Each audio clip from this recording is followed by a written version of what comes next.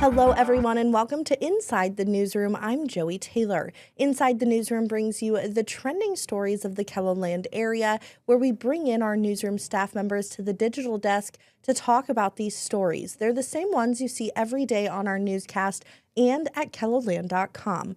First, we're going to talk about Governor Larry Roden and how he's vetoed House Bill 1077. It's his first veto of this year's legislative session. Jordan DeSmit takes us through the bill and gets reaction from the president of the South Dakota Farm Bureau. Fake meat has proven to be a hot topic this year among lawmakers. That was something that really generated a lot of debate, a lot of discussion from folks around the state when you realize what a huge part of our economy the cattle industry is. Probably shouldn't be a surprise that stirred things up. South Dakota Farm Bureau President Scott Vanderwall says cell-cultured protein is produced in a lab from meat cells without an animal involved.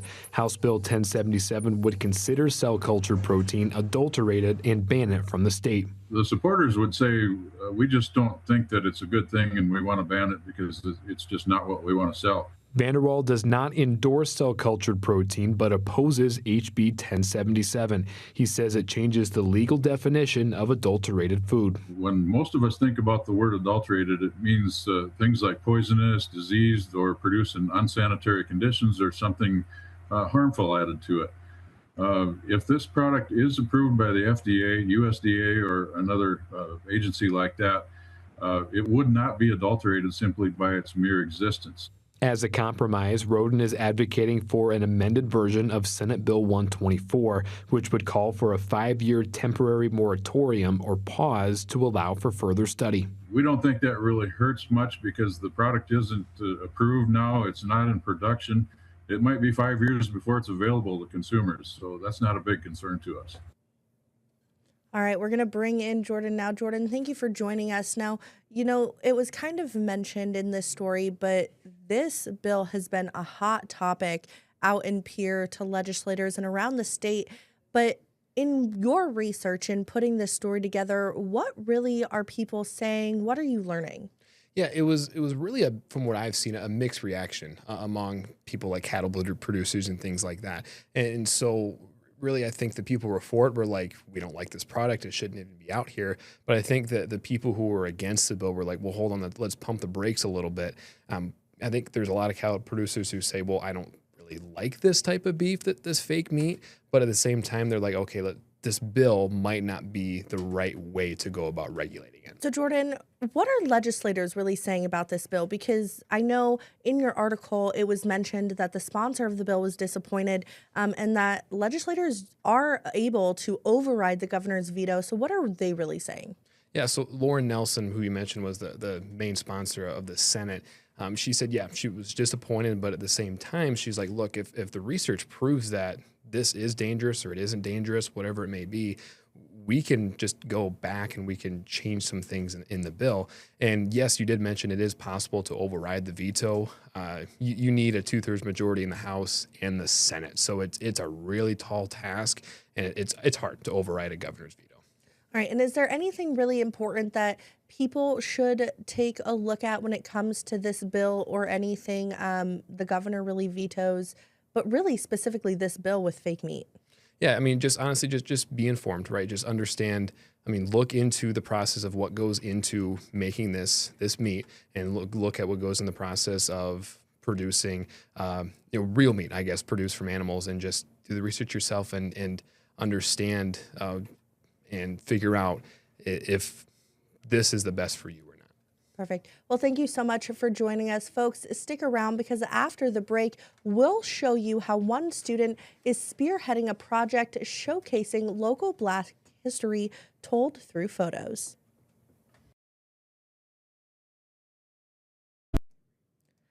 Welcome back to Inside the Newsroom. Every time that you take a picture, you're documenting a piece of history. Summer Roddershot shows us how one man's collection of photos is showing Sioux Falls' history. Alfred White Sr. moved to Sioux Falls back in the mid-1900s. He was a black man from Natchez, Mississippi. He was a shoe cobbler. He brought you know, he came up to Sioux Falls and wanted to start a new life for him and his family. With him, he brought his camera. Little did he know that in the 21st century, his photos would be making waves in the city he called home. We have been digitizing and cataloging the Alfred White Sr. family collection, which consists of about 1,500 slides, photo slides, as well as about 20 to 40 hours of 8mm film. The bulk of this collection is 1940s to 1960s. At the helm of the project is Augustana sophomore Mustafa Hanmamtaz. He has been one of the people cataloging and digitizing the slides since June of 2025. We'll identify them, and then we'll write what they're doing in that, describe what they're doing, where they are in that, where that slide is taken, basically, where that image is taken. And then I'll write it down in the past perfect database. But in order to properly get a full grasp of what's happening in the photos, he also had to talk to some people. We then did a series of interviews with the White family and other different members of the community who were in that, who were related to the information in the pictures, basically. Yeah, and then right now, that's what I'm doing. I'm updating the information that we've cataloged with the metadata we received from the interviews, basically. His work is part of a collaboration between Augustana and the South Dakota African American History Museum. I teach courses in public history, which is to prepare students for careers in places like archives, museums, heritage sites. And so it's a natural affinity to partner with the museum to get students to enter in and see sort of what the museum world looks like. The work being done is beneficial both to the students working on the project and the community that will be able to learn from the slides. You have a black man living in South Dakota and Sioux Falls particularly, and what was life like for him? What was he seeing? What was the world to him that he was putting out there for the rest of us to see from the 40s, the 50s, the 60s, the 70s, and onward. So it's fascinating to just kind of time travel and see what the world was like for black folks back then. All right, we're going to bring in Summer now. First, I got to say, I absolutely love that last piece of sound of just being able to travel through history. Mm-hmm. Yeah.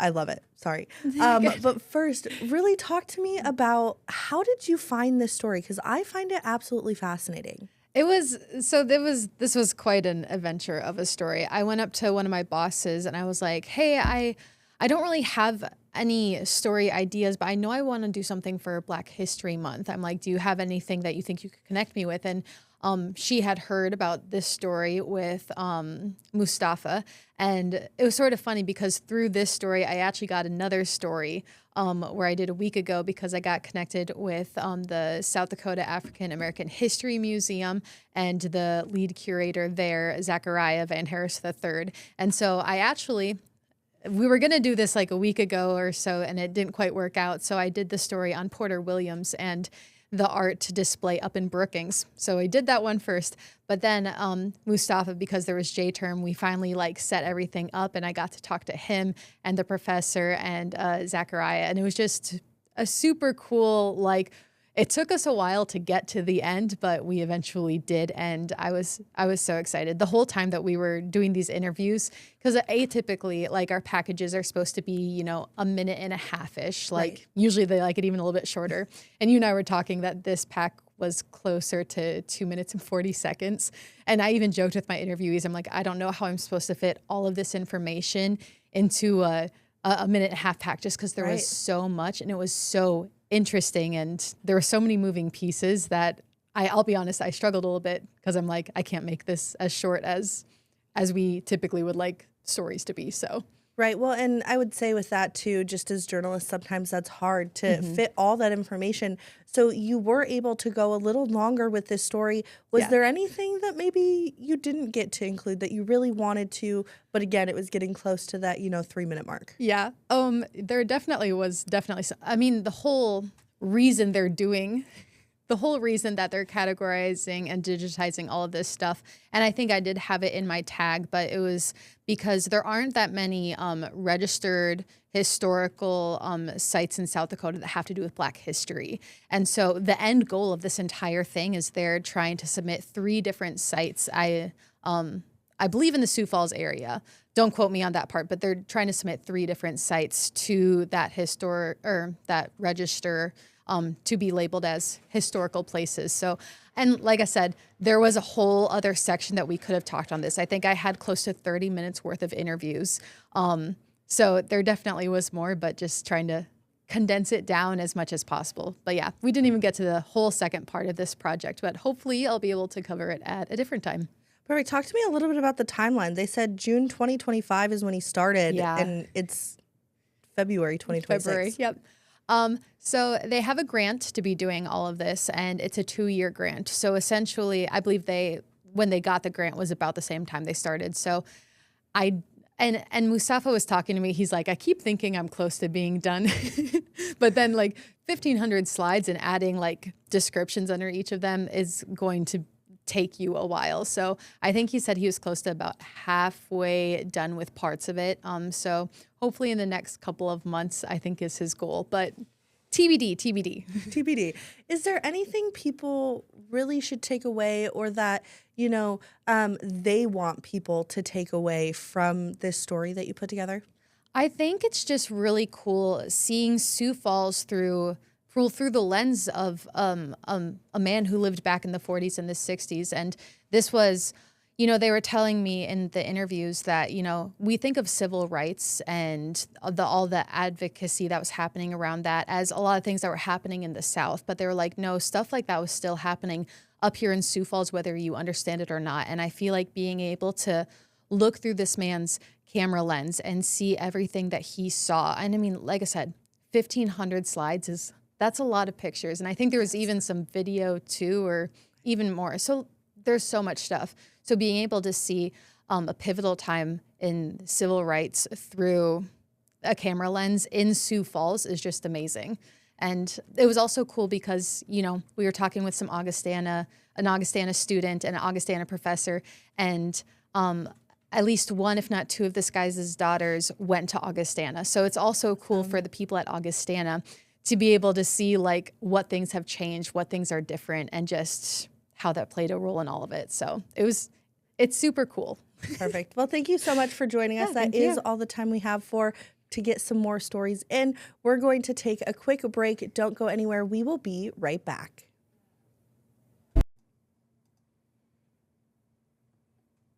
Welcome back. A high-flying event to help school children in need is happening in just 6 days at Air Madness in Harrisburg.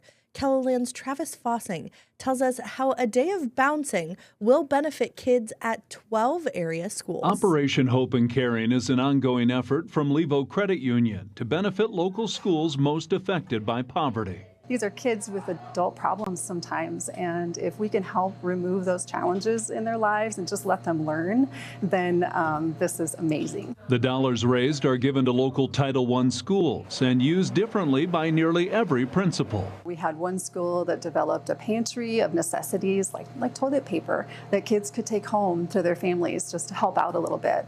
We have several schools that have created winter gear closets. As you know, in South Dakota, winter gear is a necessity. So one of the things that we've used our Levo money for is our clothing closet. We call it the Gap, and it's a spot where kids can go in and get winter clothing. They can also get fall sweatshirts, different things like that, snow boots, snow pants, hat, coats, mittens, whatever they need just for the weather outside. Stephanie Jones is a principal at Hawthorne Elementary, where they also started a snack pantry. And the importance of Operation Hope and Caring can't be overstated. That piece of food when they need that snack in the morning because they didn't get breakfast, then we find that more learning takes place because they have that food in their bellies and they can learn and be comfortable until lunchtime comes around. The next big fundraiser for Operation Hope and Caring will take place next Tuesday at Air Madness in Harrisburg. The Air Madness event is our largest fundraiser. So it's the day after President's Day. There's no school in the Sioux Falls district, and we're hoping that parents want to help their kids get a little bit of exercise and that the weather is great and everyone turns out for it. All in an effort to help children succeed in school and life. All right, we're going to bring in Travis now. Travis, First things first, I'm a little disappointed I didn't get to see you on a trampoline. Oh, yeah, no trampoline this time around. That was video at the trampoline park from last year's event. I was there for that, though, and I didn't jump around then either. But I have been in that park and done some jumping in the past. Well, so I assume we might find you out there next week, too? A very good possibility that I could be back out and might have to take off the shoes and enjoy a little jumping. Well, all joking aside, let's talk about the seriousness of this event. And it's really to benefit schools and kids in need. Yeah. Now, you mentioned a few of the different kind of projects that local schools do, but really, what is the why behind this event? Well, there is a lot of things that any school needs, and a lot of those needs are covered by the school district. Well, these are for projects that maybe they just don't have the dollars to do right here and now. And Levo put this together more than a decade ago and has raised tens of thousands of dollars over the years for these Title I schools, the schools in the biggest need, most affected by poverty, really. And, it just gives them an opportunity to do these projects to help out the kids, to help with learning, to just make their experience better in the school. And how long have you kind of been covering these stories? I've been tagging along with Operation Hope and Caring for a few years now. They had been working hand in hand with the Sioux Falls Storm, the former IFL team here in town, and the owners of the Storm actually own Air Madness. So that's why they are able to donate the time at Air Madness on that day and their connection to it. And they've continued on despite the fact that the Storm not playing at this time. Well, and so what are kind of the details that people need to know? I know you mentioned the date and the time and that type of thing, but let's go over that and any other details they need to know. Yeah, it's next Tuesday from 10 a.m. to 7 p.m. It's $30 to get in for as long as you like during the day from that 10 to 7 window. But then you also get a $20 arcade card back to use next door, the shared space with Air Madness. So you have a chance to make a little money back on that deal, and I'm sure the kids are going to be more than happy to go do some gaming. Of course, I know when I take my son there, he's always excited and wants to go to the arcade. Yeah, in this, you've been covering this for a few years. What is kind of maybe one thing that really sticks with you year after year? Well, I think it's just how appreciative the schools are. It hasn't mattered which school I've gone to. I've gone to Cleveland Elementary. I was at Hawthorne this time around. I've been to other schools in the past for this project. But the principals and the kids always very appreciative of being able to do these different projects, whether it's a clothing closet or a snack pantry or upgrading some playground equipment. We've had schools before that have bought washers and dryers with this money so they could help wash clothes for the kids that maybe don't have that opportunity at home. And part of this as well is Jen had told me that they are accepting donations of laundry detergent down at Levo. And whether it's a big jug or the individual packages, they're going to get them out to the schools to be used to help clean the clothes of the kids that might not have that chance otherwise. Awesome. Well, thank you so much for joining us. And folks, go to Air Madness next Tuesday. Check maybe it out. You'll see Travis. Maybe I'll bring my kiddo there too, so you can come say hi, check it out, all for a good cause. But folks, don't go anywhere because we're going to talk to a local curling club cheering on the U.S. in the Winter Olympics right after the break.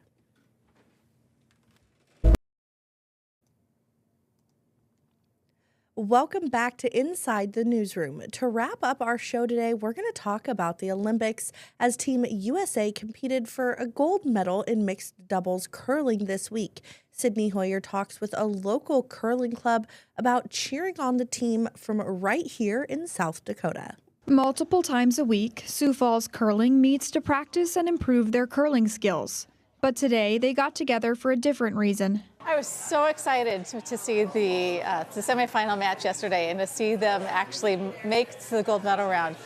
It came completely branded in the U.S., Go USA.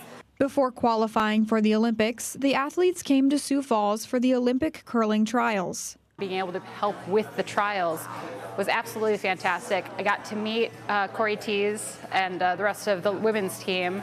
Didn't get to meet Corey Dropkin, but they were just really, really down to earth, really nice. I'm a huge Olympics fan, so it was just an absolute dream come true to have the Olympic trials here in Sioux Falls and be able to go see that caliber of curling in person. Team USA lost to Sweden today by just 1 point, but the team still took home a silver medal. For Sioux Falls curling, having the U.S. make it to the finals is just another reminder of why they love the sport and want to share that with others. It's a super accessible sport. Like, we have ways to make it accessible to everyone, young, old. We even have a pushing stick for those in wheelchairs, like the Paralympic teams. And we just really try to be the most inclusive sport that we can. All right, Sydney joins us now. Sydney, obviously today, and your package was yesterday, they won silver. But for you, what was the atmosphere like when you saw this club cheering on Team USA? They were super excited. They were, just talking about the semifinals, they were so excited, even for the chance for Team USA to bring home gold. It's been a handful of years since they've gotten this far, the U.S., in curling. And so they were just excited. They were hopeful, but you know what? Either way, they knew they were bringing home a medal. So it was very positive. Well, and so to me, curling seems a little complicated of a sport, guaranteed. I also don't know a lot about curling. Can you talk to me just a little bit more about the sport? Yeah, I learned a lot about it yesterday when I was doing this story. But what happens is they have a stone that's about this big or so, from what I've seen on TV, I guess. And they have one member of that put it on the ice, and then they've got those little sticks.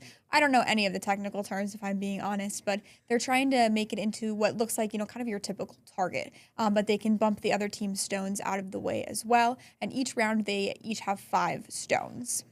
All right, and so we know they lost. Sorry for the spoil alert if you guys have not kept up with curling and mixed doubles in the Olympics. But when you were there and, they were cheering on their team, what was kind of the one team or the one thing the local team wants people to take away from this?